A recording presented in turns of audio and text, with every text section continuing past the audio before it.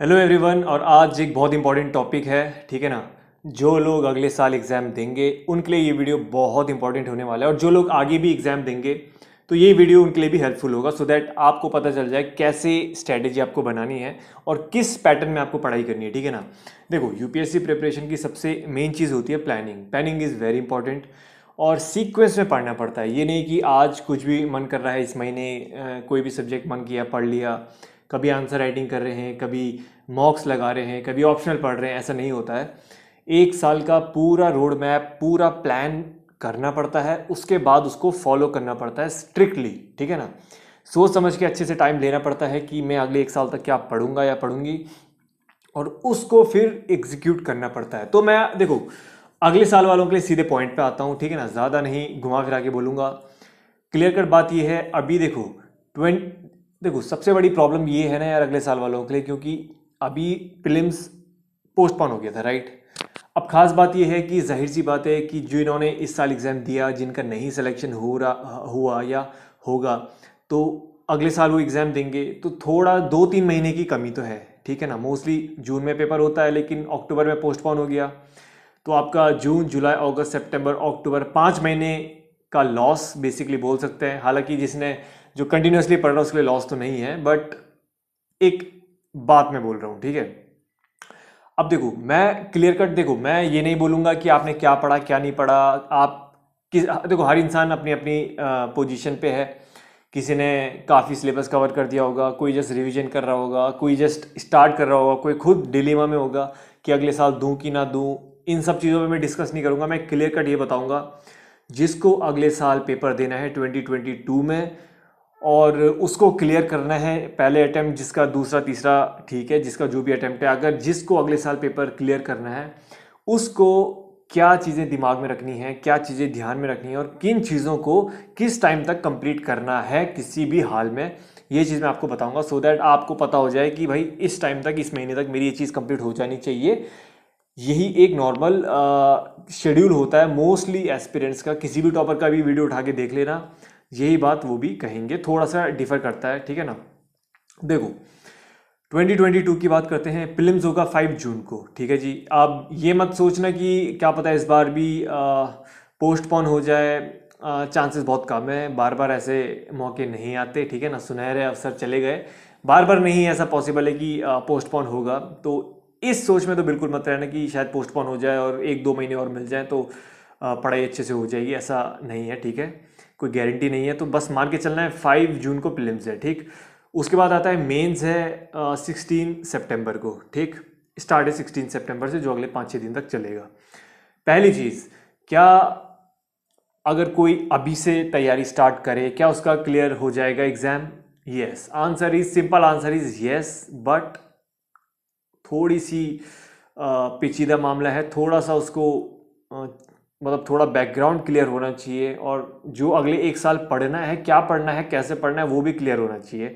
तो चांसेस हैं yes clear हो जाएगा, हो सकता है। इसमें कोई टफ वाली चीज़ नहीं है।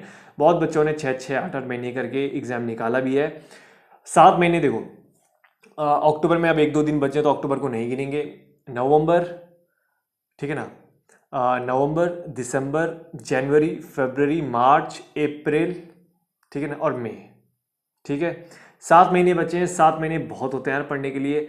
एंड में जो 2-3 महीने बच्चे कई बार अच्छे से दिन रात एक करते हैं तो प्रीलिम्स निकल जाता है। मेंस में अच्छा पढ़ा रहता है पहले से, मेंस भी निकल जाता है। तो 7 महीने बहुत हैं, वो भी सिर्फ प्रीलिम्स के लिए। 3 महीने और मिलेंगे मेंस के लिए, यानी कि टोटल 10 महीने मेंस के लिए होते हैं। फिर 2-3 महीने और मिलेंगे आपको, यानी कि टोटल एक साल है आपके लिए पूरा अभी इंटरव्यू तक का। तो यस, सफिशिएंट टाइम है, तो डोंट गिव अप। अभी भी जिसने स्टार्ट किया है, you have higher chances to clear the exam. बस एक चीज़ का ध्यान रखना है कि अब यहाँ पर ब्रेक नहीं आना चाहिए। देखो, एक चीज़ आपको ध्यान रखनी है, यहाँ पर अब ब्रेक नहीं आना चाहिए। You have to be consistent. 7-8 दिन में एक दिन का गैप ले लिया वो अलग बात है, लेकिन अब ऐसा नहीं होना चाहिए कि दिवाली आ रही है तो 3-4 दिन दिवाली में उड़ गए, क्रिसमस न्यू ईयर 2-4 दिन वहाँ उड़ गए, किसी का बर्थडे आ गया तो वहाँ पार्टी, किसी की शादी फंक्शन ये सब है वहाँ पे टाइम। ऐसा नहीं होना चाहिए। Now every day you have to work hard consistently. हर एक, मैं देखो आसान भाषा में बोलता हूँ, हर एक दिन का हिसाब होना चाहिए। अब अगर कोई आपसे 2 महीने या दिसंबर में पूछे कि भाई नवंबर में क्या पढ़ा आपने, तो आपको पता होना चाहिए कि भाई नवंबर में मैंने ये सारी चीज़ें पढ़ी हैं एग्जैक्टली क्योंकि जो भी चीज़ आप अच्छे से पढ़ोगे, जो भी चीज़ अच्छे से समझोगे, आपको पता होगा कि ये चीज़ मैंने पढ़ी है, ये समझिए, ठीक है ना। अब मैं बताता हूँ, देखो सबसे पहले बेसिक चीज़ बोलता हूँ यार। अभी तक तो मुझे लगता है कि आप लोगों को बेसिक्स क्लियर हो गए होंगे, क्या पढ़ना है, कैसे पढ़ना है, बुक लिस्ट, ये सारी चीज़ें मैंने ऑलरेडी वीडियो बना रखी हैं। तो मुझे लगता है जो लोग पहले से जुड़े होंगे मेरे साथ उनको तो क्लियर है चीज़ें। जो पहली बार देख रहा है तो जाहिर सी मैं जल्दी जल्दी बोलूँगा, जो अभी कोई बिगनर है उसको कुछ नहीं पता एग्जाम के बारे में, उसको एग्जाम 2020 में देना और क्लियर भी करना है, टाइम बहुत कम है। वैसे तो मैं बोलूँगा कि ठीक है, ऐसा नहीं है कि मैं ये नहीं बोलूँगा कि ठीक है आप सीधे आप 2023 टारगेट करो, ऐसा कुछ नहीं है। 7 महीने हैं अभी, जल्दी से 4-5 दिन में एग्जाम को समझो, कोई दिक्कत नहीं है, समझ जाओगे, कोई टफ चीज़ नहीं है। एग्जाम पैटर्न मैंने वीडियो बना रखा है, उसको देख लो। सिलेबस ठीक है मैंने डाल रखा है, उसको भी देख लो। बुक लिस्ट, कौन सी बुक्स फॉलो करनी है, कौन सी बुक्स पढ़नी है। यार इतने भर के टॉपर आ गए हैं, किसी को भी देख सकते हो, मैंने भी ऑलमोस्ट वही बुक्स डाली हैं जो मोस्टली टॉपर्स भी एडवाइस करते हैं, तो ऑलमोस्ट वीडियो सेम होगा, कोई डिफरेंस नहीं है, ठीक है ना। अब बात आती है एग्जाम को, आप समझ लो जल्दी से, ज़्यादा टाइम मत लो। प्रीवियस ईयर पेपर देख लो कैसा पेपर आता है, प्रीलिम्स में कैसे क्वेश्चन आते हैं, मेंस में कैसे, जल्दी से समझ लो, ठीक है ना। अब दूसरी बात क्या आती है, देखो मोस्टली तो मैं ये कहता हूँ कि एनसीईआरटी से स्टार्ट करना है, ठीक है ना। अभी तक मुझे लगता है जो सीरियसली तैयारी कर रहा होगा अगले साल की, तो उसकी एनसीईआरटी ऑलमोस्ट कंप्लीट हो चुकी होंगी। लेकिन ठीक है, अभी मैं मानता हूँ कि मैं समझता हूँ कि बहुतों की एनसीईआरटी नहीं कंप्लीट हुई होंगी, बट अब एनसीईआरटी में मत घुसना ज़्यादा। मैं सिंपल सी अब बात बताता हूँ आपको, क्या कंप्लीट करनी है, क्या आपकी चीज़ें कंप्लीट होनी चाहिए, बस मैं सिंपल ऐसे बोलूँगा। देखो एनसीईआरटी की मैं बात करता हूँ, एनसीईआरटी मुश्किल से मैं बोलूँगा मैक्सिमम अगले 15-20, मैक्सिमम चलो नवंबर में दे देता हूँ, नवंबर तक अपनी एनसीईआरटी कंप्लीट कर दो अच्छे से, ठीक है ना। इंपॉर्टेंट एनसीईआरटीज की बात करता हूँ, 11-12 की है, स्पेशली 12th की NCERT is very important. Geography के लिए 11-12 इज़ वेरी इंपॉर्टेंट। पॉलिटी की छोड़ सकते हो, अभी छोड़ सकते हो, ज़्यादा से ज़्यादा 12th की देख सकते हो। इकोनॉमी की 11th क्लास की और 12th की macro is very important. Art and culture की जो 11th की पार्ट 1 फाइन आर्ट्स है वो पढ़ लो। इतनी NCERT is more than sufficient है। बायोलॉजी की देखो 12th क्लास की सेलेक्टेड चैप्टर्स है, वो चैप्टर्स भी मैंने ऑलरेडी वीडियो में बता रखे हैं और इंस्टाग्राम पे भी मैंने पोस्ट कर रखे हैं। तो ये सारी एनसीईआरटीज आपको पढ़नी है जो अगले साल दे रहे हैं, ठीक है ना। जो 2-3 साल बाद दे रहे हैं उनका मैं अगला वीडियो लाऊंगा, टेंशन मत लो, उसमें आपको एनसीईआरटी ज़्यादा पढ़नी है। बट जो अगले साल है, अभी इमरजेंसी वाली सिचुएशन है, ठीक है ना, टाइम कम है, रिसोर्सेज थोड़े ज़्यादा हैं, तो थोड़ा सा स्ट्रेटेजी के लिए स्मार्टली वर्क करना पड़ेगा, ठीक। नवंबर में आपको कैसे भी करके एनसीईआरटीज कंप्लीट करनी है, साथ में न्यूज़पेपर पढ़ना है। न्यूज़पेपर की 1 महीने में अच्छे से समझ हो जानी चाहिए, सो दैट दिसंबर जनवरी जब आप न्यूज़पेपर पढ़ोगे तो आपको पता होना चाहिए कैसे पढ़ना है। वैसे तो देखो न्यूज़पेपर के अब मैं करंट अफेयर भी डालता हूँ दूसरे अपने इंस्टाग्राम की पेज में, जिसका लिंक मैंने बायो में डाल रखा है। बेसिकली आप देख सकते हो वहाँ पे नोट्स में आईएएस से रिलेटेड सारे डालता हूँ, तो करंट अफेयर वहाँ से भी आपको हेल्प मिल जाएगी, कैसे करंट अफेयर पढ़ने हैं, किस टाइप के आते हैं, ये सारी चीज़ें, ठीक। अब आपको क्या करना है, सबसे इंपॉर्टेंट चीज़ है वो है आपकी, टाइम बहुत कम है अब, दिसंबर जनवरी फरवरी, टाइम बहुत कम है यार। 3 महीने में आपको इंपॉर्टेंट स्टैंडर्ड बुक्स कंप्लीट करनी है, जैसे कि पॉलिटी की, हिस्ट्री की, ज्योग्राफी की, इकोनॉमी की और आपकी एनवायरनमेंट की, ठीक। मोस्टली इन स्टैंडर्ड बुक्स पे आपको फोकस करना है। अलॉन्ग विद दैट आपको ऑप्शनल सब्जेक्ट भी किसी भी तरीके से कंप्लीट करना है जनवरी फरवरी तक। वैसे तो ऑप्शनल दिसंबर जनवरी तक कंप्लीट हो जाता है, बट जो कि थोड़ा लेट स्टार्ट कर रहे होंगे बच्चे, फरवरी तक आपका ऑप्शनल कंप्लीट हो जाना चाहिए अच्छे से, पहली चीज़। दूसरी बात है आपका जो स्टैंडर्ड बुक्स है इंपॉर्टेंट, जो कि प्रीलिम्स मेंस दोनों में आती है, जो मैंने बताया, पॉलिटी, आपकी इकोनॉमी, आपकी हिस्ट्री, ज्योग्राफी और साथ में एनवायरनमेंट, ये बहुत इंपॉर्टेंट है, ये भी आपकी फरवरी तक कंप्लीट हो जाना चाहिए, ठीक। दूसरी चीज़ है न्यूज़पेपर आप डेली पढ़ोगे, प्रीलिम्स से 15 दिन तक पहले डेली पढ़ोगे, पहली चीज़। साथ में करंट अफेयर के लिए मंथली मैगजीन एक फॉलो करनी है। बहुत से बोलते हैं कितना current affair, 1 year max, exam से 1 साल पहले तक। तो बेसिकली जून 5 में पेपर है, तो मई से आपको करंट अफेयर पढ़नी है। बट मैं बोलूँगा जिसने अभी पुराने करंट अफेयर नहीं पढ़ी है तो वो जुलाई अगस्त से स्टार्ट कर सकते हैं, 1-2 महीने से कोई फ़र्क नहीं पड़ेगा, आप पे फालतू रिसोर्सेज बढ़ जाएंगे, तो जितना लिमिट कर सकते हो करो। देखो एक फंडा सिंपल सा है, जो चीज़ आप रिवाइज कर सकते हो ना 2-3 बार, वही चीज़ आपको पढ़नी है। जो चीज़ रिवाइज नहीं कर सकते उसको छूना मत, मैं पहले बता देता हूँ, क्योंकि 10-12 दिन दोगे किसी एक बुक को, उसको रिवाइज नहीं कर पाया, आपने 10-12 दिन बर्बाद कर दिए। यहाँ से एक एक दिन कीमती है और एक एक दिन बचा के चलना है। दिन ऐसे निकलेंगे पता नहीं चलेगा, अभी दिवाली आएगी निकल जाएगी, थोड़ी सर्दी बढ़ जाएगी तो समझते समझते सर्दी को आपका दिसंबर में निकल जाएगा। उसके बाद न्यू ईयर ये सब पार्टी वार्टी वगैरह वगैरह बहुत करते होंगे। जनवरी फरवरी फिर कब निकलेगा पता नहीं चलेगा, तो बस अगले साल आ जाएगा एग्ज़ाम। फिर आप बोलोगे कि यार तैयारी तो है नहीं, फिर अगले साल देते हैं। फिर अगले साल भी यही चलता रहेगा, ये चलता रहेगा, सालों बीत जाएंगे। अभी ही देना है, यही सोचना है अगले साल पहला ही अटैम्प्ट है और आखिरी अटैम्प्ट है, जी जान लगा देनी अगले अटैम्प्ट में, ठीक, 2022 में। अब आपको क्या करना है, सबसे इंपॉर्टेंट चीज़ ये है, जो की पॉइंट्स है प्लीज़ उनको लिखते जाना, बहुत इंपॉर्टेंट चीज़ें हैं, ठीक है ना। टाइम फ्रेम होता है एक हर एग्ज़ाम का, हर एक सब्जेक्ट का, तो उसको फॉलो करना बहुत ज़रूरी, क्योंकि अगर उस टाइम फ्रेम में आप करोगे नहीं तो वो आगे कवर करना पड़ेगा। तो आगे जो चीज़ कवर करनी है फिर वो आगे जाएंगी, फिर एंड में क्या होगा, बहुत सारी चीज़ें छूटेंगी, ओवरलैप हो जाएगा, पढ़ोगे सारा, रिवाइज कुछ कर नहीं पाओगे, एग्जाम के दिन सब भूल जाओगे, कोई फ़ायदा नहीं इतना मेहनत करके। क्लियर कट है। एनसीईआरटी नवंबर में जितना पढ़ा है पढ़ लो नवंबर में, और जितना पढ़ लिया बस उसके नोट्स क्रिस्प बनाओ, रिवीजन के लिए खत्म, एनसीईआरटी रख दो साइड। दिसंबर जनवरी फरवरी में आपको 3 चीज़ें करनी है, ठीक है ना। ऑप्शनल आपका कंप्लीट हो जाना चाहिए, 3 महीने सफिशिएंट होते हैं, ठीक है ना। Along with that standard books जो मैंने आपको बताई हैं, और साथ में आपको आंसर राइटिंग स्टार्ट कर देना है आप, ठीक है ना। क्योंकि देखो आपकी एनसीईआरटीज हो गई हैं, आपको बेसिक नॉलेज आ गया है, बेसिक अंडरस्टैंडिंग हो गई है सब्जेक्ट्स की, अब आप आंसर्स लगाने स्टार्ट कर दो। आंसर राइटिंग कैसे करनी है, देखो 2 चीज़ आपको करनी है। एक तो प्रीवियर ईयर पेपर सॉल्व करने हैं प्रीलिम्स के लिए, अभी मॉक्स मत लगाना, लगा भी सकते हो, अगर मॉक्स लगाने हफ्ते में एक बार लगाना। मेंस की मैं बात करूं आंसर राइटिंग की, तो वंस अ वीक लगा सकते हो, या तो 3 घंटे का हर हफ्ते लगाओ, या फिर अगर डेली भी लगाना चाहते हो तो 1-1 घंटे का डेली लगाओ। मैं तो कहता हूँ वंस अ वीक लगाओ, थोड़ा हैबिट बनी रहेगी, 4-5 घंटे लगाओ, तो आंसर राइटिंग आपकी चलती रहेगी। देखो आंसर राइटिंग अभी दिसंबर में अगर स्टार्ट करते हो तो मैक्सिमम आप मार्च तक ले जा सकते हो, ठीक है ना, मार्च तक ले जा सकते हो। उसके बाद ऑप्शनल भी आप फेब्रवरी तक कंप्लीट करो, उसके बाद एक रिवीजन मार्च में करो, ऑप्शनल भी आपका हो जाएगा। स्टैंडर्ड बुक्स की बात करते हैं, ज़्यादा स्टैंडर्ड बुक्स नहीं है, देखो टेंशन वाली बात नहीं है, स्टैंडर्ड बुक्स बहुत लिमिटेड है। 4-5 बल्कि स्टैंडर्ड बुक्स हैं जो सारी पढ़नी होती है, मुश्किल से 2-3 स्टैंडर्ड बुक्स हैं जो पूरी पढ़नी पड़ती है, बाकी स्टैंडर्ड बुक्स सेलेक्टेड पढ़नी पड़ती है। क्या क्या सेलेक्टेड है, जब आप उस फेज़ में आओगे तब तक मैं बता चुका हूँ क्या क्या चीज़ें सेलेक्टेड पढ़नी है, तो उतना टेंशन लेना मत, ठीक है ना। तो स्टैंडर्ड बुक्स का भी आपका काम हो गया, अब आपकी आंसर राइटिंग भी हो रही है, सो दैट मेंस में भी आपकी ऑलरेडी प्रिपरेशन चल रही है, ऑप्शनल भी आप कर रहे हो, जो कि एक डिसाइडिंग फैक्टर है, मेक और ब्रेक है मेंस के लिए।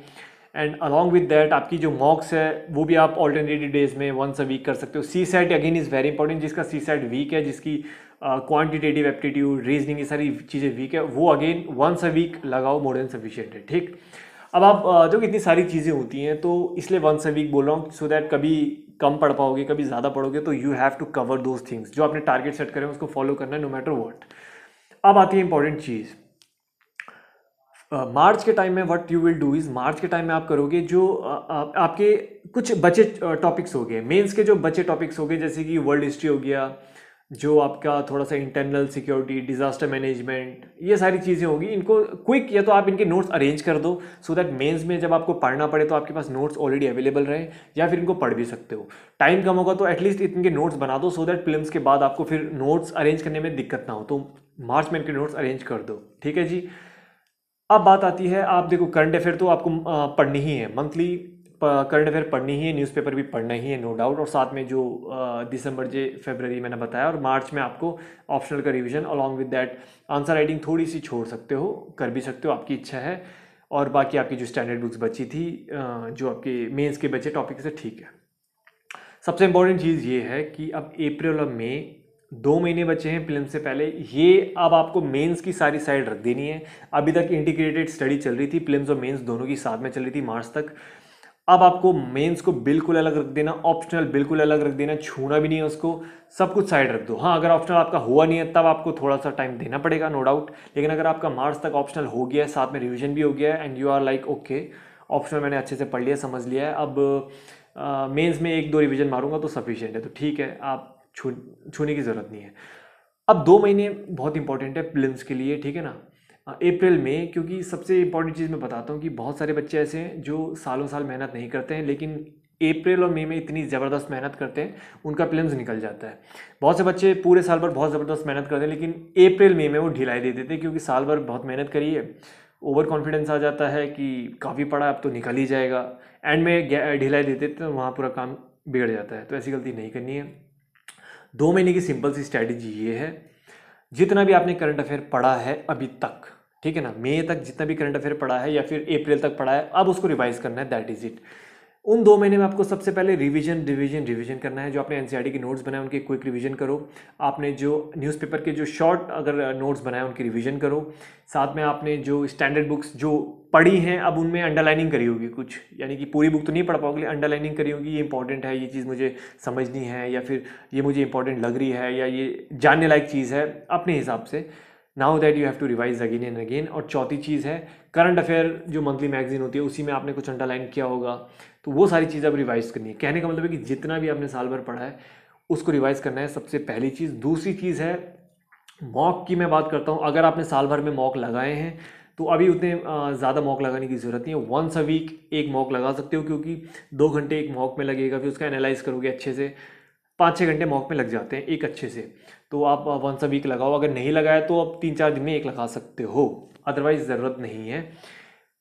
PYQ very important. अब आपको क्या करना है, डेली 8-10 प्रीवियस ईयर पेपर के क्वेश्चंस को सॉल्व करो, क्योंकि हर दिन अगर 10 क्वेश्चन भी करते हो यार तो महीने का 300 हो गया, यानी कि एक महीने में आप 3-4 पेपर अच्छे सॉल्व कर रहे हो, और 2 महीने में आप 6-7 पेपर कर रहे हो, and that is more than sufficient.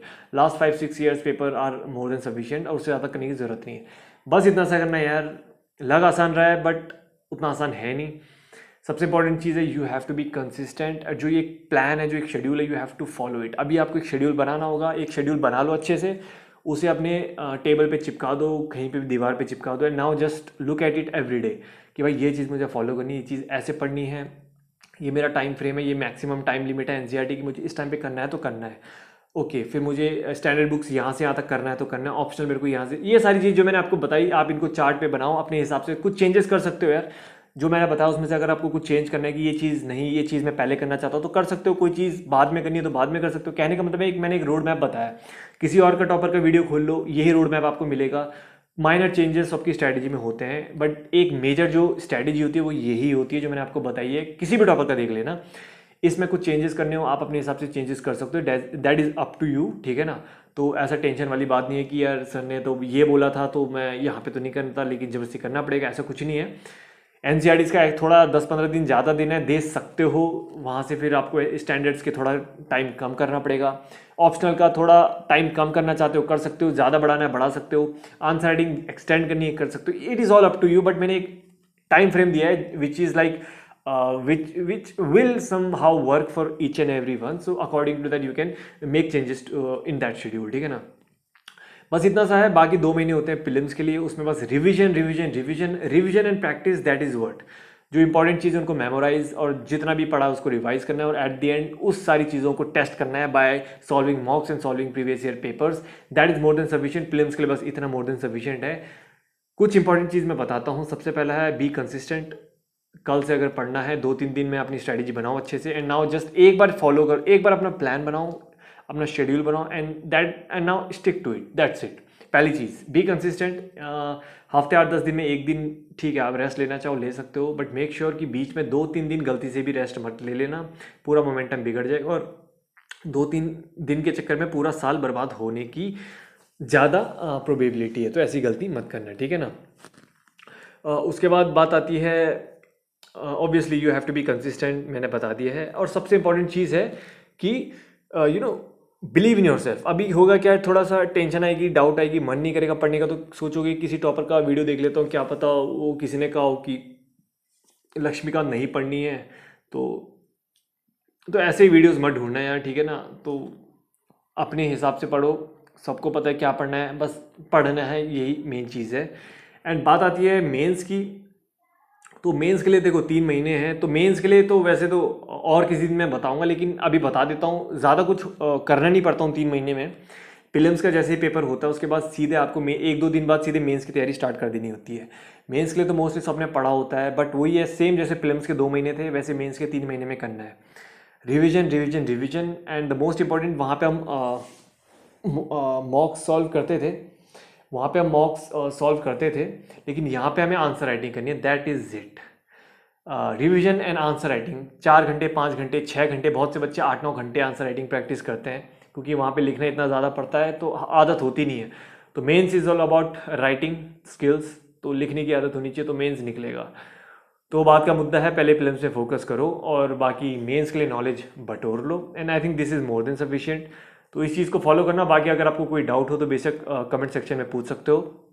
तो यार ये पहले भी मैं बता चुका हूँ, फिर से बता रहा हूँ बिकॉज थोड़ा सा आपका माइंड फ्रेश हो जाएगा। Don't no need to worry, once a week you can take rest. अपनी हॉबीज़, अपने पैशन को भी फॉलो करो। ऐसे नहीं है कि दिन रात पढ़ना है, 12 14 16 घंटे पढ़ना है, ऐसा कुछ नहीं है। 8 से 10 घंटे भी अगर कोई तमीज़ से पढ़ेगा that is more than sufficient. और टारगेट वाइज पढ़ाई करो तो इट इज़ ऑल्सो गुड।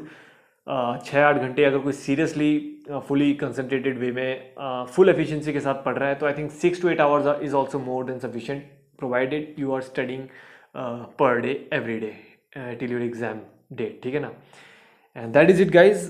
बाकी अगर कोई डाउट है तो बेशक कमेंट सेक्शन में पूछ सकते हो। और अगला वीडियो मैं बता देता हूँ, अगला वीडियो जो कि कल आएगा वो होगा कि अब 2023 या 2024 में जो एग्ज़ाम दे रहे हैं उनको क्या अप्रोच फॉलो करनी है, उनको कब तक कौन सी चीज़ करनी है, क्योंकि अभी तो टाइम कम हो गया है, लेकिन अगले साल मतलब कि 7 + 12 19 महीने, तो 19 महीने बहुत होते हैं। तो वो वाली स्ट्रैटेजी मैं लाऊंगा 1-2 दिन में।